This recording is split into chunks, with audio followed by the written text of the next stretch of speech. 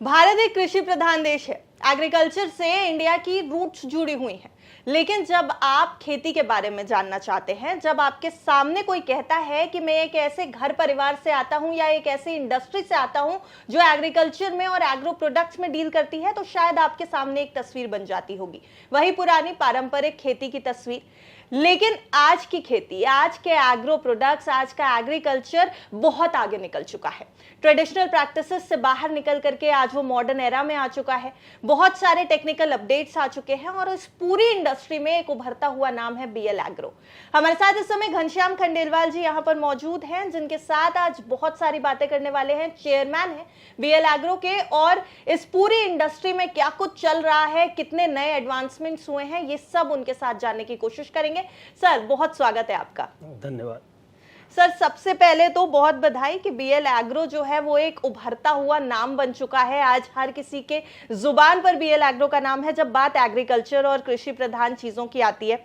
लेकिन सबसे पहले मेरा सवाल जरूर होगा कि जब इसकी शुरुआत हुई, बीएल एग्रो की शुरुआत के पीछे का विजन क्या था, सोच क्या थी, क्या सोच करके क्या गैप आपको समझ में आया, आपने क्या सोचा और इस इंडस्ट्री में कदम रखा? धन्यवाद।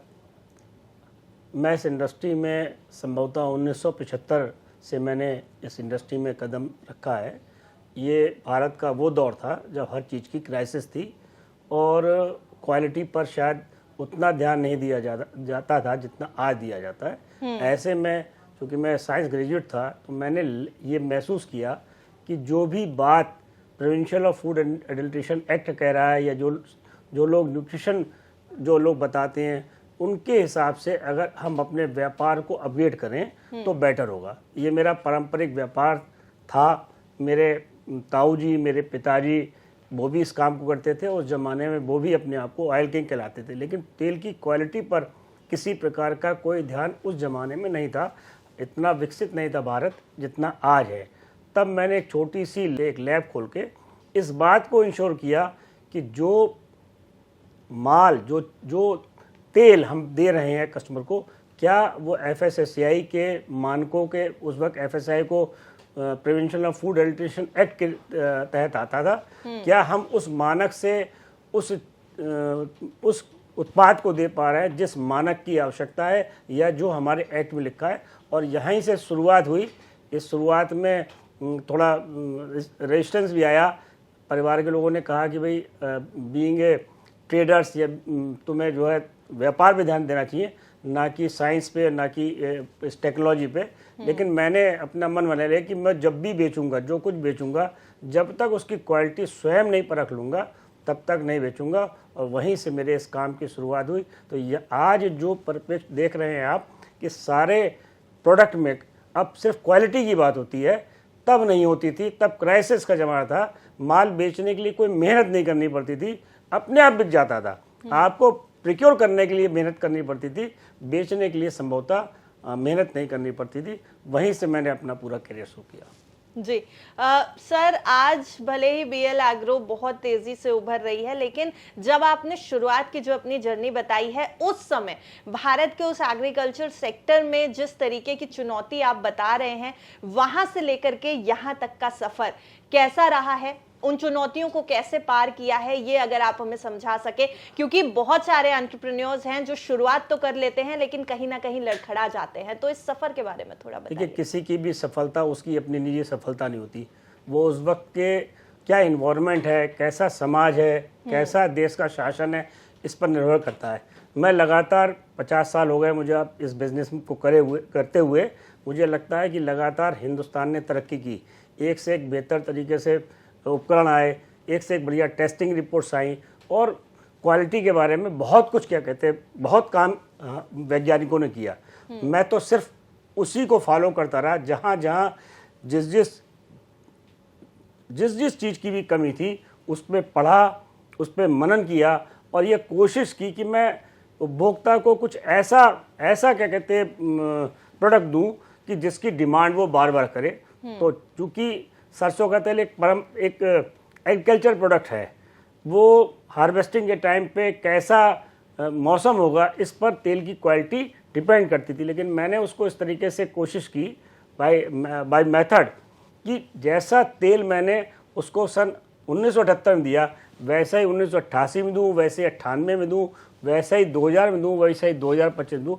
ये मेरी सिर्फ इतनी मेरा काम था, क्योंकि उस ज़माने में कोई क्वालिटी की बात करता ही नहीं था। संभवतः बहुत कम प्लेयर्स थे जो क्वालिटी की बात करते थे, उसमें भी संभवतः बहुत कम प्लेयर्स थे ख़ासतौर से तेल के काम में, कि जो वैज्ञानिक ढंग से इस बात को सोचते समझते हो, या FSSAI किताब समझते हो, या लैब समझते हो। उस वक्त इसका चलन नहीं था, तो उस चलन से हटकर थोड़ा क्वालिटी पे कंसिडरेशन करने की वजह से संभवतः मेरे कस्टमर ने मुझे ये स्थान दिया। अब मुझे नहीं लगता था कि मैं इतनी तरक्की कर पाऊँगा या इतना बड़ा कारोबार है, ऐसा कभी सोचा नहीं था। बस मैं तो करता गया, गिरता गया, सीखता गया, गिरता संभालता रहा लगातार। आप कह सकते हैं गिरा फिर सीखा, कुछ गलती करी फिर सीखा, और वहाँ से यहाँ तक आ गया। सर, आप गिरने और सीखने की बात ज़रूर कर रहे हैं, लेकिन कई बार इस गिरने और सीखने के समय में एक ऐसा पल आता है जब लगता है कि चीज़ें मुश्किल हो रही हैं या अब कंटिन्यू करना बहुत मुश्किल हो रहा है। क्या ऐसा पल आया है कभी जब ऐसा लगा हो कि अब यहाँ से यात्रा बेहद मुश्किल है या अब रुक जाना चाहिए? कोई ऐसी चुनौती, कोई ऐसा समय? कोई भी व्यक्ति हो, उसे दो चीज़ों की बहुत आवश्यकता है, परिवार के प्यार की और माँ बाप की बहुत आवश्यकता है। और ये मेरा दुर्भाग्य रहा कि मेरे बहुत कम उम्र में सन 81 में मेरे पिताजी नहीं रहे। उन्हीं से मैंने काम देखा, सीखा, फिर अपने ताऊजी के नेतृत्व में सीखा। वो ऐसा पल जरूर था, 1-2 साल ऐसे ज़रूर आए जब मुझे लगा कि अब आगे बढ़ना या अपनी जिद पे कायम रहना शायद संभव नहीं होगा, क्योंकि पूरे परिवार के पालन पोषण की जिम्मेवारी भी कुछ आ गई थी। तो वो एक ऐसा मुझे अब भी याद आता है कि जब आंखों के आगे अंधेरा छा गया, ये समझ में नहीं आया कि अब हम क्या करेंगे। मतलब अगर हम गलती कोई कर देंगे तो कैसे हम बचेंगे। अमूमन ऐसा था, इससे पहले जो भी गलती की हमने तो हमारे पिताजी ने कहीं ना कहीं संभाल लिया। जी सर, एक ट्रेडिशनल एग्री बिजनेस होता है, आपने भी शुरुआत जब की तो कहीं पारंपरिक ढंग रहे होंगे एग्री बिजनेस के जिससे आपने शुरुआत की, लेकिन आज आपका जो बिजनेस है उसमें काफी मॉडर्नाइजेशन है, बहुत मॉडर्न टच आया है सामने। लेकिन जब ये पारंपरिक टू मॉडर्न गया, ट्रेडिशनल टू मॉडर्निटी की तरफ गया, तो इसको किया कैसा है आपने? 3 चीजें होती है सर बेसिकली अगर बिजनेस की बात की जाए तो। एक तो क्वालिटी मेंटेन करना, जिसका जिक्र आप ऑलरेडी कर चुके हैं, लेकिन उस प्रोडक्ट की ब्रांडिंग, उस प्रोडक्ट से कंज्यूमर का ट्रस्ट जीतना, ये जो 3 मेजर चीजें हैं, इनको बैलेंस कैसे किया आपने पारंपरिक खेती से निकल के मॉडर्न एरा के? मैडम देखिए, उस वक्त हमारे पास ऐसा नहीं था कि हम पे बहुत ज़्यादा एडवर्टीजमेंट के लिए कोई बजट रहा हो, लेकिन जितना हमारी सामर्थ्य थी, मेले ठेले से, छोटे मोटे चाहे जागरण से, या कोई हमारे जो पारंपरिक जो हिंदू सनातनी मेले हैं, उन मेलों में स्टॉल लगा के हम इसको आगे बढ़ा पाए। मैं एक बड़ा हास्यास्पद एक बात बताता हूँ कि सरसों के तेल में उस ज़माने में ये बात मानी गई, या मान लेते थे कि ये मिलावटी है या इसका सैंपल देंगे तो सैंपल फेल हो जाएगा। मैं चूँकि स्वयं केमिस्ट था तो मैं समझ नहीं पाया कि ऐसी क्या गलती है, ऐसा क्यों फेल हो जाएगा, क्योंकि एक भ्रांति थी। वास्तविकता यह है कि अगर आपने ईमानदारी से सरसों का तेल दिया या कुछ भी दिया है तो वो कभी भी सैंपल उसका फेल नहीं होता। ये भ्रांति फैलाई गई। तो मैंने सबसे पहले ये किया कि जिस भी दुकान पे गया, क्योंकि मैंने अपने हाथ से मार्केटिंग करी है, सब गाँव में कस्बों में स्वयं भी गया हूँ, और उस ज़माने में कोई बहुत साधन नहीं थे, चाहे बस से जाना पड़े चाहे ट्रक से जाना पड़े। तो मैंने अपनी बॉटल में सबसे पहले तेल ले आने वाला संभवतः यूपी में मैं अकेला व्यक्ति था जिसने कहा कि मैं ये तेल अपने नाम से बेचूंगा, मुझे कोई डर नहीं है क्योंकि मेरा प्रोडक्ट उत्तम है। और मैंने उस प्रोडक्ट को सिर्फ दुकानदार से कहा कि भाई तुम सबसे पहले जो तुम्हारा शोकेस है वहाँ मेरी बोतल रख दो, और अगर कोई सैंपल वाला आ रहा है तो तुम आंख बंद करके मेरा सैंपल भरवा दो, अगर कोई गलती होगी, कोई गड़बड़ी तो मैं जिम्मेवार हूँ। यही हुआ, एक ज़माना हुआ है, बहुत सारे सैंपल भरे गए। सैंपल भरने के बाद वो दुकानदार जो भी उसके मन में आता था वो कहता था, तो मैं उसको कहता था भाई 40 दिन तो रुक जाओ, आप मुझे जो भी कहना चाहते हो अच्छा बुरा वो कह लो, लेकिन 40 दिन बाद 50 दिन बाद जब आप पे रिपोर्ट आ जाए तब कह लेना। और 40-50 दिन या 1 महीने या 2 महीने तक जब उसका जवाब नहीं आता था तब मैं फ़ोन करके पूछता था कि भाई उस वक्त तो आपने मुझे इतनी तीखी बात बताई, लेकिन इसका आपने ध्यान ही नहीं करा कि सैंपल पास हो गया। बोले मेरे पास कोई रिपोर्ट नहीं आई। मैंने कहा श्रीमान जी ये एक्ट में विदित है, आप पे रिपोर्ट नहीं आएगी। अगर 50 दिन तक आप पे रिपोर्ट नहीं आई तो इसका मतलब है कि आपका सैंपल पास हो गया। और ये बाई चांस की बात है, चूँकि और कुछ भी मेरे पास नहीं था, तो ये मेरा ये जो मार्केटिंग का जो बात थी वो चल गई। बाद में लोगों को समझ में आया कि तेल के अंदर तो कुछ कमी होती ही नहीं। तेल में अगर आपने उसको तेल को वास्तव में फिल्टर करके, मॉइस्चर फ्री करके, और जो उसकी क्वालिटीज है उनको उभार के दिया है, जिस पैकिंग में वो चाहता है उस पैकिंग में दिया है, जो इंस्ट्रक्शंस वो चाहता है वो इंस्ट्रक्शंस को फॉलो किया है, तो ये सबसे इजी काम है। एग्री का कोई प्रोडक्ट ऐसा नहीं होता जिसका सैंपल फेल हो सके। अब चूंकि अब नई मॉडर्नाइज, जब से food safety and standard act आया, तब से उसमें बहुत कुछ बदलाव आया है। बहुत सारी चीज़ें देख रहे हैं, पेस्टिसाइड भी देख रहे हैं, बहुत तेज एनालिसिस हो रही है। तो उस एनालिसिस के लिए चूंकि मैं केमिस्ट था, तो जब से मैंने जीवन में काम संभाला तब से लेकर आज तक मैं अपनी लैब को अपग्रेड करता रहा, दूसरे से 10 साल आगे चलने की लगातार कोशिश करता रहा, रिस्क लेता रहा और यहाँ पहुँच गया। जी सर, उत्तर प्रदेश बेस्ड उद्योगपति हैं आप, और यूपी सरकार इस समय उद्योगों को प्रमोट करने के लिए बहुत कोशिश कर रही है। बहुत सारे दावे किए गए, बहुत सारी पॉलिसीज आ रही हैं। औद्योगिक और एग्री फूड जो पॉलिसीज हैं उत्तर प्रदेश गवर्नमेंट की, आप उसको कैसे देख रहे हैं ये जानना चाहेंगे। और क्योंकि आप इंडस्ट्री में हैं, आप एक लोअर लेवल के किसान से भी जुड़े होते हैं और कंज्यूमर से भी जुड़े होते हैं, तो इस इंडस्ट्री की जो प्रॉब्लम्स है, क्या आपको लग रहा है इन पॉलिसीज की वजह से कहीं ना कहीं उनका सॉल्यूशन निकल के आ रहा है? प्रथम तो मैं आपसे कहूंगा कि मुझे उद्योगपति ना कहें, मैं एक उद्यमी हूँ और वैसा ही हूँ जैसा पहले था जी। लगातार कोई भी व्यापार हो जो आगे बढ़ रहा होगा, उसमें रोज नए कानून आते हैं, कोई समझता है कोई नहीं समझता है, लेकिन संघर्ष रहेगा। ऐसा कभी नहीं हो सकता कि जब आप विकासशील पोजीशन में हो और संघर्ष ना आए। और चूंकि मेरी अपना एक आदत रही, मुझे कभी किसी चीज़ से डर नहीं लगा, कभी किसी अधिकारी के पास जाके अपनी बात कहने में कभी डरा नहीं। मैं उसका एक एग्जाम्पल आपको बताता हूँ। माननीय कल्याण सिंह साहब के ज़माने में एक नई बात आई कि तेल के अंदर ड्रॉपसी है। मैं पहला ऐसा डीलर था यूपी का जिसको पूल में एग मार्क मिला था। माननीय हुकुम सिंह साहब संभवतः उस वक्त खाद्य मंत्री थे, तेल सरसों पे बैन लगा दिया। ये बताया गया तेल सरसों जहरीला होता है। तो मैंने उनसे कहा कि सर ये आप ही की लैब की टेस्टिंग रिपोर्ट है, बहुत बड़े क्या कहते हैं, पूरा एक 15-20 दिन का एपिसोड चला ड्रॉपसी का, संभवतः किसी को याद हो।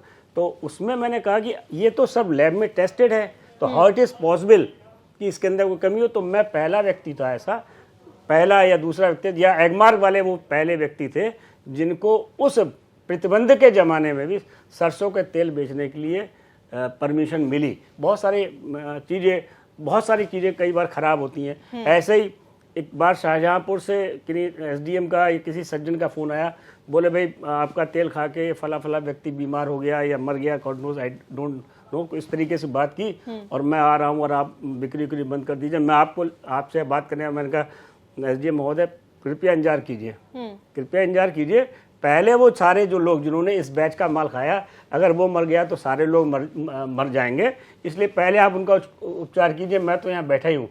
थोड़ी देर बाद ही उसकी समझ में आ गया कि मैं क्या करूँ। मैंने कहा अगर मेरे बैच की बात कर रहा हूँ, इस बैच में खराबी है तो कोई एक ही व्यक्ति के लिए तो बनाया नहीं, मैंने तो ये पूरे ट्रक के हिसाब से माल दिया है, तो सभी को नुकसान होगा। तो क्या है, आप भयभीत अगर हो जाएंगे तो वो भयभीत होने में कोई भी व्यक्ति आपका उत्पीड़न भी कर पाएगा, आपको परेशान भी कर लेगा। लेकिन अगर आपको नॉलेज है अपने सब्जेक्ट की और आप उस जिद पे हैं कि जो ये कह रहा है इसके कहने में टेक्निकल मिस्टेक है, अगर आपको इतनी नॉलेज है तो कोई आपको डिगा नहीं पाएगा। तो ये कुछ इस प्रकार के सैकड़ों क्या कहते हैं उदाहरण बड़े हुए। तो ये तो तेल का धंधा था, क्योंकि एक बार जब हम शुरुआत की बात करें तो तेल वाले को मिलावटी, कम तोल वाला, ब्लैक मार्केटिंग और जाने क्या क्या शब्दों से नवाजा जाता था। वो जमाने की बात थी। हम आज़ादी के बाद जिस परिप्रेक्ष्य में आए वहाँ पर क्या था, अब ऐसा कुछ नहीं है। अगर यहाँ पे जो लोग बैठे हैं, आपने कभी सुना भी नहीं होगा जो मैं शब्द आज बता रहा हूँ, ऐसे शब्द अब आपने सुने नहीं होंगे। अब तो सिर्फ क्वालिटी और पैकिंग की बात है। तो हम लगातार मॉडर्नाइज करता रहा, वो चाहे पैकिंग का मामला हो, वो चाहे क्वालिटी का मामला हो। हमने कभी किसी ने डीमॉइस्चराइज की बात नहीं की, लेकिन हमें कहीं पढ़ा कि मॉइस्चर शुड बी बिलो 0.01, तो उसके लिए कैसे होगा, वो टेक्निक हम लेके आए, कैसे बॉटलों में बिकेगा, यानी मैंने तो पीपा दिया किसी को, उसने अपने मन से लूज किया और उसमें कुछ मिला लिया और नाम मेरा लगेगा क्योंकि पीपे पे ब्रांड मेरा लगा है। तो इसको देखते हुए मैंने पैकिंग में माल, कंज्यूमर पैक में माल बेचने की कोशिश की और उस वक्त बड़ा हास्यास्पद बात थी, लोग मजाक समझते थे कि भाई ये क्या कर रहे हो, ये कैसे, क्या कहते हैं तुम, कैसा इतना बड़ा कारोबार करके तुम बोतलों में 1-1 लीटर 2-2 लीटर 200 ml तेल बेचोगे, तो किसी को नहीं लगता था कि इतनी बड़ी सफलता मिलेगी। जी, तो सर ये जितनी बातें आपने अभी हमें बताई, हम मान लें कि पहले का समय और अब का समय बहुत ज़्यादा अलग हो चुका है और अब जो सरकार की पॉलिसीज़ हैं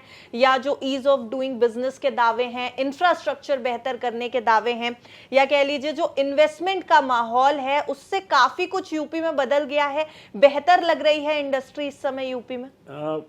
मैं तो ये कहना चाहूँगा कि अगर 10 साल पहले कोई मुझसे, या 15 साल पहले मुझसे कोई ये पूछता है, कहता कि ऐसा यूपी हो जाएगा, तो ये कल्पना में भी नहीं था। पूरा देश बदला है और यूपी ने तो पिछले 8-10 साल में कमाल ही कर दिया। जिस प्रकार से जो वातावरण, भय का वातावरण था, जो अराजकता का वातावरण था, वो बिल्कुल शून्य हो गया है। ऐसा वातावरण आप मैं दोबारा कहना चाहता हूँ, 10 साल पहले कोई सोच भी नहीं सकता था कि हम इतने बेहतर वातावरण में आएंगे।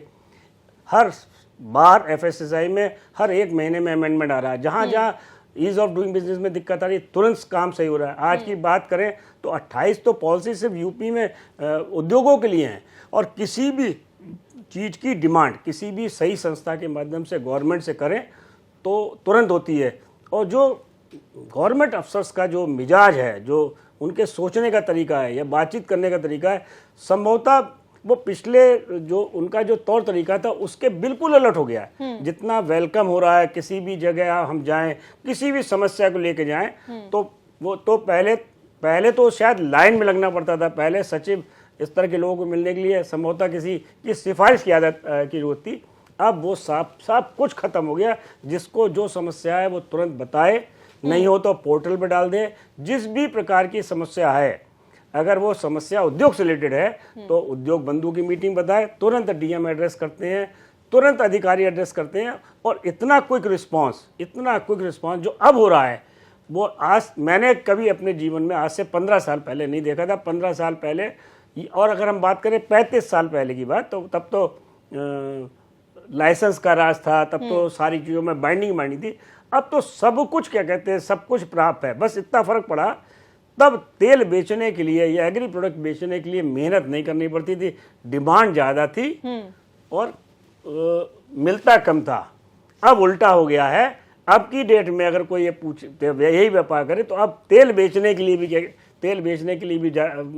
भी घर घर जाना पड़ा है। और अगर सही मायने में पूछा जाए तो अगर मेरे पिताजी ऊपर से आ जाए दोबारा तो मुझे इस बात के लिए थपड़िया देंगे कि तेल बेचने के लिए तुम्हें इतनी मेहनत करनी पड़ी, 1 करोड़ रुपए का एडवर्टाइजमेंट करना पड़ा है और ये इस तरीके से बात करनी पड़ी। तो बिल्कुल हिंदुस्तान का जो भी मॉडल था, जो तरीका था, मुझे लगता है वो बिल्कुल ही बदल गया है। अब ग्राहक को बेस्ट क्वालिटी, सब कुछ उसमें एनालिसिस चाहिए, बेस्ट पैकिंग चाहिए, बेस्ट ट्रांसपोर्टेशन तरीके चाहिए।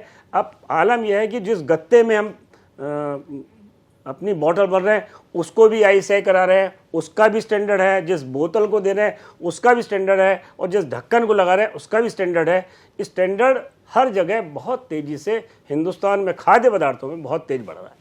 जी सर, आप बात कर रहे हैं इस कंपटीशन की। अगर आज की तस्वीर देखें तो मुझे लगता है ये कंपटीशन इसलिए भी बढ़ रहा है क्योंकि नए नए लोग अब इस इंडस्ट्री में आगे बढ़ने की कोशिश कर रहे हैं। जो एनवायरनमेंट है इस समय, ना सिर्फ पूरे देश का बल्कि उत्तर प्रदेश की बात करें तो कहीं ना कहीं जो नए लोग इस तरीके की इंडस्ट्री सेटअप कर रहे हैं, उनके लिए माहौल को कैसा देखते हैं? क्या उनके लिए अब चीजें पहले से ज्यादा आसान हो गई हैं? जब आपने चीजें शुरू करी तो क्या उससे ज्यादा आसानी से अब चीजें हैंडल हो सकती हैं इंडस्ट्री के पॉइंट ऑफ व्यू से? ये स्वर्णिम युग है जो भी इस वक्त प्रवेश कर रहा है, खास तौर से अगर जो छात्र जीवन में है तो उसके लिए स्वर्णिम युग है। हमारे ज़माने में ना तो इतनी किताबें थी, ना नॉलेज थी। एक छोटी छोटी चीज़ को समझने के लिए बहुत बहुत दूर जाना पड़ता था। अब तो सबके पास गूगल है, सब आर्टिफिशियल इंटेलिजेंस के माध्यम से पता कर रहे हैं। अब इस वक्त में जिसके पास जिस और बच्चे सब हम लोगों के ज़माने के मुकाबले में पढ़े लिखे भी ज़्यादा हैं, उनका आईक्यू लेवल भी ज़्यादा है, तो जो भी नया से नया आइडिया लेके आएगा, जो किसी भी वस्तु को या तो उसकी वैल्यू को जो है डाउन कर लाएगा, प्रोडक्शन कॉस्ट कर लाएगा, या उसमें कोई ऐसा एडिशन करेगा जिस एडिशन को हम नहीं कर पाए, तो उसका सफल होना तय है। लेकिन ये कहना कि अब उतना इजी है जितना इजी है हमारे ज़माने में, ये बहुत गलत है। अब बहुत कंपटीशन है, अब किसी को एक नया ब्रांड बनाना, किसी को इतना आगे बढ़ने में बहुत टाइम लगेगा। अब तो अगर किसी को ब्रांड बनाना है तो पहले तो उस पर 150 करोड़ रुपए हो जो टीवी पर एडवर्टीजमेंट दे। बिना टीवी के एडवर्टीजमेंट के अब कोई प्रोडक्ट वैसे नहीं खरीदेगा जब तक उसके अंदर कोई नई बात, कोई नया इनोवेशंस नहीं हुआ, तब नया कोई प्रोडक्ट लॉन्च करना, खास तौर से खाद्य पदार्थों में, और संभव नहीं है। और उससे भी ज़्यादा जो खराब स्थिति ये है कि जो बड़ी बड़ी एमएनसीज है, जो हमसे भी बहुत ज़्यादा बड़ी कंपनीज हैं, उन सबका फोकस आजकल एग्री पर है, आजकल फूड पर है, और रोज़ नित नई कोई ना कोई अपने रिसर्च से एक बेहतर प्रोडक्ट लेके आते हैं। जी सर, अभी जब मैंने शुरुआत की थी तो मैंने कहा था कि जब हम बात एग्रीकल्चर की करते हैं या कृषि प्रधान देश है भारत, जब इसकी बात करते हैं तो एक तस्वीर सी सामने आती है कि एग्रीकल्चर किस तरीके से हो रहा होगा। लेकिन आज का जो एग्रीकल्चर है वो काफी कुछ बदल चुका है इस समय। क्या आपसे सीधा सवाल कि क्या हम अब खेती को या फिर कृषि अगर उद्योग को देखें तो अब हम इस एग्रीकल्चर को इंडस्ट्री कह सकते हैं क्या? क्योंकि एग्रीकल्चर हमेशा से एग्रीकल्चर था, इंडस्ट्री एक होती थी खेती, एक होती थी, एक होता था व्यापार। पर क्या अब एग्री बिजनेस जो कहा जा रहा है उसको एक इंडस्ट्री के तौर पे देखें? जो एग्री की आप बात नहीं की, वो एग्री तब भी थी, एग्री आज भी है। बस ये है कि पहले से कुछ उन्नत कर रहा है। विदेशों की बात करें तो वहाँ खेती बहुत उन्नत स्थिति पहुँच गई, लेकिन अगर हम यूपी की बात करें तो अभी उस उन्नत पोजीशन पे नहीं पहुँची। वो चाहे ड्रिप इरिगेशन की बात करें, चाहे सिलेक्शन ऑफ सीड की बात करें, या सिलेक्शन ऑफ फूड की बात करें कि वो क्या उगाएगा, अभी परंपरागत तरीके से वो उगा रहा है। पिछले 20-25 सालों में जिस हिसाब से गाँव से बच्चे शहर आए, उसकी वजह से जो गाँव में खेती का में इन्हांसमेंट होना चाहिए था, जो बढ़ना चाहिए था, जो एडवांसनेस होनी चाहिए थी, वो नहीं हुई। वो लेकिन अब हो रही है। अब जिस हिसाब से अब खेती का मतलब ये कि खेती से ही काम नहीं चलेगा, उसे खेती के साथ में पशुपालन पे ध्यान देना पड़ेगा, उसे उससे एलाइड जितनी भी सर्विसेज हैं, जितने भी प्रोडक्ट्स हैं, उस पर जाना पड़ेगा। और पहले की तरह वो ये सोचे कि बस ईश्वर ने पानी दे दिया और बाकी सॉइल जैसी है वैसी है और वो प्रोडक्ट उसका आए और मार्केट में जाए, अब वो संभव नहीं है। अब किसान को भी वैज्ञानिक तरीके से सोचना पड़ेगा कि उसे क्या उगाना है, बीज कैसा लेना है, उसकी सॉइल की क्या पोजीशन है, किस मौसम में क्या उगाना है, उसको फसल का चक्र कैसे बदलना है। तो ये सब चीज़ें जो पुराने ज़माने में संभवतः रही होंगी, इस वक्त वो किसान भूल गया। या मेरे मानना यह है कि किसान का बेटा अब ना तो हाथ गंदे करना चाहता है मिट्टी में, और ना वो पाँव अपने जो है गोबर में करना चाहता है। संभवतः इसके से निकलने के लिए कहीं ना कहीं कॉर्पोरेट कल्चर को लाना पड़ेगा। जो हम बात करते हैं कि खेती कॉन्ट्रैक्ट फार्मिंग की बात करते हैं, उसको करना पड़ेगी। खेत बहुत छोटे हैं, जब तक हम कॉन्ट्रैक्ट फार्मिंग करके या बड़े बड़े खेत बना के या एफपीओ के माध्यम से नहीं कुछ करेंगे, तो इसमें कृषि में बहुत ज़्यादा कोई बेहतरी हो, उसकी मुझे उम्मीद कम लगती है। अभी हम अगर बात करें तो हम लगातार यानी बीएल एग्रो इस दिशा में बहुत काम करने की कोशिश कर रही है। लीड्स कनेक्ट के माध्यम से हम मैपिंग कर रहे हैं, एग्रीकल्चर प्रोडक्ट्स की मैपिंग कर रहे हैं। हम जा रहे हैं किसानों के पास कि आपको लोन मुहैया करा रहे हैं, हम इंश्योरेंस के लिए जा रहे हैं, हम उनको पेस्टिसाइड दे रहे हैं, हम उनकी सॉइल टेस्टिंग कर रहे हैं, या जो भी उनकी डिमांड है उस डिमांड के हिसाब से, ड्रोन के हिसाब से अगर वो चाहते हैं कि दवा का छिड़काव, तो उस में भी गए हैं। और पूरी हमने इंडिया में कई जगह उसके उनके फसल को डिजिटल तरीके से अपने बाहर रखा है, उसके लिए बड़े सॉफ्टवेयर बनाए हैं। और अब जब ये होने के बाद अब हम गए हैं, हमें पता लगा कि किसान आगे बढ़ेगा, अगर उसके पास ज्ञान होगा तो हिंदुस्तान बढ़ेगा। तो किसान कैसे आगे बढ़े, उसके लिए हमने एक नया प्रोजेक्ट लिया है कि भाई गाय पालना क्यों बंद कर दिया, उस पर रिसर्च की, वो महसूस हुआ कि गाय पालने से उसको जो वायबिलिटी नहीं आ रही, तो उसकी वायबिलिटी कैसे आए, उस पर अब लेटेस्ट बीएल कामधेनु के माध्यम से हम कुछ कर रहे हैं। कुछ हिंदुस्तान में हम पहले व्यक्ति हैं जो कुछ विशेष कार्य कर रहे हैं। जी सर, आप बीएल एग्रो के बारे में बता ही रहे हैं, थोड़ा सा फ्यूचरिस्टिक बातें भी करते हैं, आगे भविष्य की बात करते हैं। बीएल एग्रो का अगला फोकस क्या है? प्रोडक्ट एक्सपेंशन, मार्केट एक्सपेंशन, किस तरफ फोकस ज्यादा कर रहे हैं? अभी देखिए, जिधर दिशा हो देश के नेताओं की, जिधर दिशा हो सरकार की, उस तरफ बढ़ना चाहिए। बहुत से लोग डिफेंस में आगे बढ़ गए, कोई स्पेस में चले गए, कोई एआई में चले गए, कोई सॉफ्टवेयर में चले गए। हम एग्री से जुड़े हुए हैं, तो हम एग्री में ही आगे बढ़ रहे हैं। तो अपने किसानों को कैसे करें, जो माननीय मोदी जी चाहते हैं कि इसकी फसल की दोगुनी कीमत पे, तो दोगुनी कीमत तो मतलब ये नहीं कि दुगने फसल हो जाएगी। वो सिलेक्शन कैसे करें बीज का, उसको क्या दिक्कत है। ईज ऑफ डूइंग बिजनेस हमारे लिए, तो ईज ऑफ डूइंग बिजनेस उसके लिए ease of doing production, agri production कैसे हो, इसके लिए हमें उसमें सोचना पड़ेगा। तो हमें लगता है कि जो हमने नया मॉडल बनाने की कोशिश कर रहे हैं कि गाय पालन मतलब पशुपालन पे हमारा लगातार ध्यान है।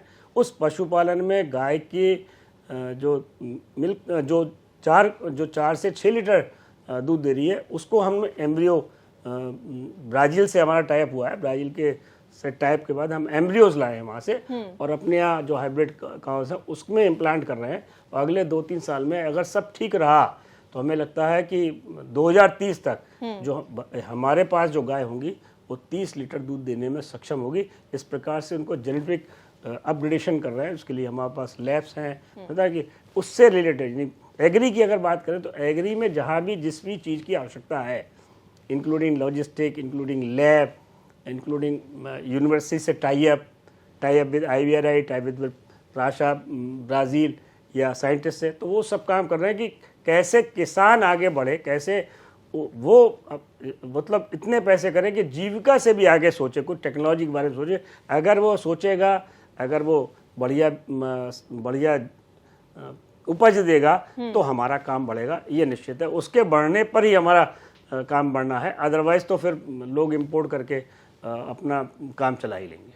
जी, बिजनेस के लिए सर आप बेहतर ही जानते होंगे, 3 चीज़ें बहुत इंपॉर्टेंट हैं, लॉजिस्टिक्स, फाइनेंस और जो आपका चेन ऑफ सप्लाई होता है। अगर हम यहाँ पर एक्सपोर्ट्स की बात करें तो एक्सपोर्ट, लॉजिस्टिक्स और फाइनेंस, ये 3 पिलर्स हैं। बीएल एग्रो को सरकार से इन तीनों को लेकर के क्या एक्सपेक्टेशन है अपने बिजनेस के लिए और साथ ही साथ इस एग्री इंडस्ट्री के लिए भी? मेरी सबसे पहले तो सरकार से ये रिक्वेस्ट रहेगी कि जो MSP वो देते हैं, जो मिनिमम सपोर्ट प्राइस है, उस प्राइस तक हर कीमत पर माल उसका बिके, और ऐसे इम्पोर्ट ड्यूटी लगाई जानी चाहिए एग्रीकल्चर प्रोडक्ट्स पे, जैसा कि आप सुन ही रहे हैं कि माननीय मोदी जी ने स्पष्ट मना किया अमेरिका कि हम अपने एग्रीकल्चर बिजनेस में आपको नहीं घुसने देंगे। तो ये होना चाहिए कि कम से कम उसको MSP तो मिले, वो चाहे तिलहन के मामले में हो, चाहे दलहन के मामले में हो, चाहे किसी भी में उसको MSP मिले। वहाँ तक उसको प्रोटेक्ट करने के लिए उसको वहाँ तक मतलब ड्यूटी स्ट्रक्चर से उसको रोका जाए। लॉजिस्टिक्स की बात की तो मैं आपको बताना चाहूँ कि लॉजिस्टिक्स पहले से बहुत इजी हो गई। मुझे अब याद आता है कि जो लॉजिस्टिक का खर्चा 1980 में आता था, डीजल बढ़ गया, सब चीज़ बढ़ गई, लेकिन आज भी लॉजिस्टिक सिर्फ इतनी बेहतर सड़कें हो गई हैं, इतने बढ़िया मार्ग हो गए, तो लॉजिस्टिक में उस हिसाब से वृद्धि नहीं हुई। लॉजिस्टिक के रेट कहीं ना कहीं एक तरह से रुके हुए हैं। और रही फाइनेंस की बात, तो मैंने वो 1980 का ज़माना देखा जब क्रेडिट स्कूल लगता था, 20-21-22% जो है ब्याज देना पड़ता था। अब तो फाइनेंस की अधिकता है, कोई पात्र हो और फाइनेंस के साथ छेड़छाड़ नहीं करे, तो जितना भी फाइनेंस चाहिए इतना गवर्नमेंट फाइनेंस दे रही है। या मैं तो कहूँगा कि बियॉन्ड इमेजिनेशन जो है गवर्नमेंट सपोर्ट कर रही है, वो हर जगह, चाहे आप सर्विस सेक्टर में हो, चाहे आप एग्री सेक्टर में हो, किसी भी सेक्टर में हो, बियॉन्ड एक्सपेक्टेशन कर रही है। अब ज़रूरत यह है कि हम या जो नए बच्चे आ रहे हैं वो उन सपोर्ट्स को देखें, समझें और समझ के उसके हिसाब से अपने आप को आगे बढ़ाएं। मुझे लगता है कि जितना गवर्नमेंट दे रही है उससे ज़्यादा, उससे कुछ भी मांगना ठीक नहीं है, ठीक भी नहीं है। मतलब बहुत कुछ, यानी मैं तो हृदय से धन्यवाद देना चाहूँगा गवर्नमेंट को कि जितना वो सपोर्ट करे, जितना वो सोचते हैं चाहे तो व्यापार हो, चाहे कृषि हो, चाहे सर्विस हो, इतना इससे पहले कभी किसी के पास ने नहीं सोचा। हो सकता है कि उस वक्त उनके पास सक्षमता ना रही हो, क्योंकि अब जो पिछले अगर हम 10 साल की बात करें तो गवर्नमेंट बहुत सक्षम है और बहुत ही हेल्पिंग पोजीशन में। जी, नए आने वाले उद्यमियों का जिक्र सर आपने किया। एक आप ही के अनुभव से जानना चाहेंगे कि ये जो नए एंट्रेंट्स इंडस्ट्री में आ रहे हैं, जो नए उद्यमी आ रहे हैं, उनको कोई सलाह, उनको कोई सुझाव? इस बिजनेस में आप बहुत समय से हैं, आपने बहुत उतार चढ़ाव देखे, तो आपके अनुभव से निकल करके क्या सीख आती है उनके लिए? अब मुझे लगता है कि हमारे ज़माने में जो बिज़नेस थे उसमें उतार चढ़ाव भी थे, हम कई बार गिरे उठे, सपोर्ट बहुत था और मार्केट हमारे फेवर में था। अब अगर किसी को नया बिजनेस करना है तो उसको मेरी सलाह है कि जिस भी बिजनेस जा रहा है पहले तो उसकी एजुकेशन पे पूरा फोकस करे, उसे अच्छी तरह देख ले, समझ ले, फिर कम से कम जिस इंडस्ट्री में जा रहा है उस किसी अच्छी इंडस्ट्री में 4 साल प्रैक्टिस करे। अगर वो ये करेगा 2 काम, तभी उसकी इंडस्ट्री आगे जा पाएगी। अब ना तो परंपरागत उद्योग माँ बाप का, उससे भी नहीं जा सकता। अब तो हर जगह सिर्फ एक ही चीज़ की वैल्यू है, वो है नॉलेज। जो जितनी नॉलेज ले लेगा वो आगे जाएगा, और प्रैक्टिकल नॉलेज उसमें सबसे ज़्यादा जरूरी है। अगर प्रैक्टिकल नॉलेज सिर्फ अगर हम डिग्री की बात करें तो डिग्री से काम नहीं चलने वाला। अब तो प्रैक्टिकल नॉलेज होना चाहिए। कोई किसी भी क्षेत्र में आप जाओ, और आप भी देख रहे हो कि किसी भी क्षेत्र में जाओ तो पहला 5 साल तो वो सीखता ही है, या जिस इंटरप्रेन्योर के यहाँ जाता है उस इंटरप्रेन्योर का जो एसेट है उसको तोड़ता है। 5 साल के अंदर वो इस पोजीशन में, 4 साल में इस पोजीशन में होता है कि वो जो है किसी भी प्रकार से सोचने में, समझने में, कानूनों को समझने में सक्षम हो पाता है। और ऐसे जो भी इंटरप्रेन्योर हैं वो बहुत आगे बढ़ रहे हैं। जी, बहुत सारी बातें सर आपने हमसे साझा की, अपने अनुभव साझा किए। चलते चलते एक आखिरी सवाल जरूर आपसे करना चाहूंगी कि अगर आप फिर से शुरुआत करते, इस दौर की शुरुआत अगर होती, तो कोई एक ऐसा फैसला जिसको बदलना चाहते हैं? मैडम, ये जो आपका क्वेश्चन है काल्पनिक है। मैं दिमाग तो आज वाला रखूं और उम्र मेरी 18 साल हो जाए, ये संभव नहीं है। लेकिन अगर 18 साल की उम्र में ये होता है तो संभवतः जो मैं कर पाया उससे बहुत ज़्यादा गुना कर सकता है। जो आज का जो माहौल है उसमें हमारे जैसे उम्र के व्यक्ति बहुत फास्ट भाग जाए, ऐसी संभावना नहीं है। अब जो नए बच्चे आ रहे हैं, जैसे हम देख रहे हैं, अपने पोता पोतियों को देख रहे हैं, तो उनके सोचने का जो तौर तरीका है वो बिल्कुल डिफरेंट है। हमारे तरीके से उनका सोचने का तरीका नहीं है। लाइफ के लिए इतना आगे बढ़ने के लिए इतना ज़्यादा जिद्दम-जिद करने की उनकी इच्छा नहीं। वो लाइफ भी जीना चाहते हैं और नॉलेज के हिसाब से वो सब अपने अपने कैरियर को चुन रहे हैं। तो आपका ये जो क्वेश्चन है कि मैं पीछे चला जाऊं पास्ट में, ये संभव नहीं है। और उस वक्त मैं इस नॉलेज के साथ क्या सोचता, ये आज के 50 साल बाद में क्या होगा, ये सोचना भी मेरे लिए संभव नहीं है। लेकिन किसी अगर यंगस्टर से आप ये पूछेंगे कि 50 साल बाद क्या होगा, तो वो बेहतर जवाब दे पाएगा। मुझे नहीं लगता कि मैं इस जवाब को देने में सक्षम हूँ।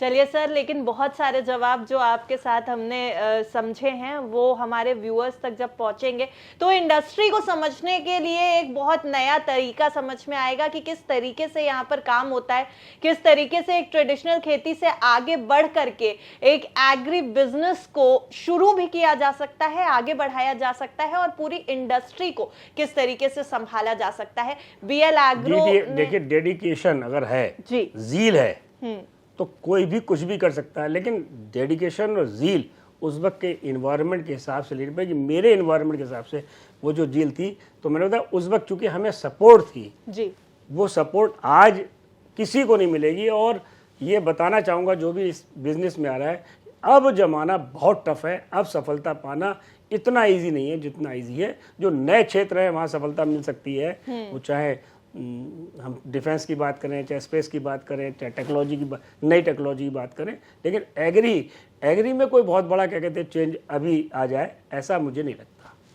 बहुत बहुत शुक्रिया खंडेलवाल जी हमारे साथ जुड़ने के लिए, और बहुत सारी बातें जो हमने आपके साथ की हैं, नया एक पर्सपेक्टिव दे करके जाएंगी, नया पर्सपेक्टिव दे करके जाएंगी हमारे व्यूअर्स को भी। Thank you so much. Thank you.